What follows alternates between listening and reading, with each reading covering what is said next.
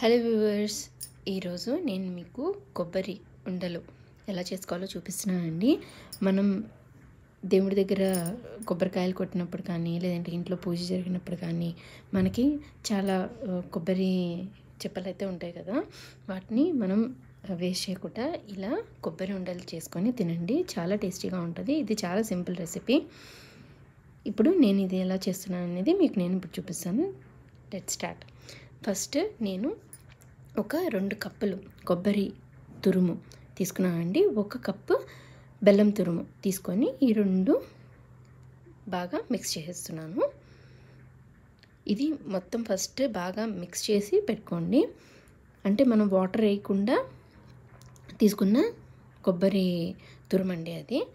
దీనిలో నేను కొబ్బరి తురుము కంప్లీట్గా బాగా మెత్తగా అయితే తురుము పెట్టలేదండి. ఎందుకంటే ఉండల్లో మనకు అక్కడక్కడ కొంచెం కొబ్బరి తగులుతుంటే బాగుంటుంది. ఇదిగోండి, ఇప్పుడు 2 స్పూన్లు గీ తీసుకున్నాను.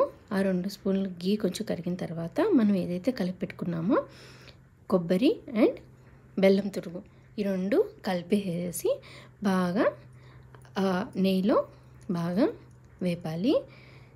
ఇది ఎంతవరకు వేపాలి అంటే మనం బాగా ఇదంతా కలర్ చేంజ్ అవుతుందండి.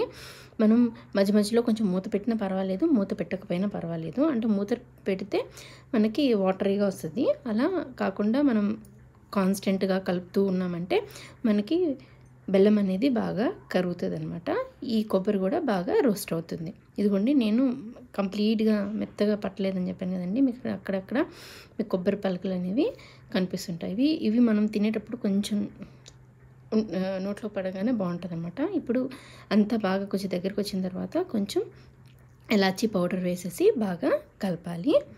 ఇది కలుపుతూ ఉంటే మనకి కలర్ అనేది చేంజ్ అవుతుందండి. మనకు కొంచెం దగ్గరగా రావడం కూడా స్టార్ట్ అవుతుంది. ఇదిగోండి, ఇప్పుడు దగ్గరగా వచ్చేసింది. స్టవ్ ఆఫ్ చేసేసేయండి. ఇది కొంచెం కూల్ అయిన తర్వాత, అంటే మరీ కంప్లీట్గా కూల్ చేయకండి, కొంచెం మనం చేత్తో ఉండలు చేసేంత హీట్ ఉన్నప్పుడు తీసేసి మంచిగా ఇలా రౌండ్గా మనం ఉండలు చేసేసి పక్కన ఉంచుకోవడమేనండి. అంతే, ఎంతో సింపుల్ రెసిపీ అండి. మీకు నచ్చితే లైక్ చేయండి, షేర్ చేయండి and subscribe. Thank you for watching.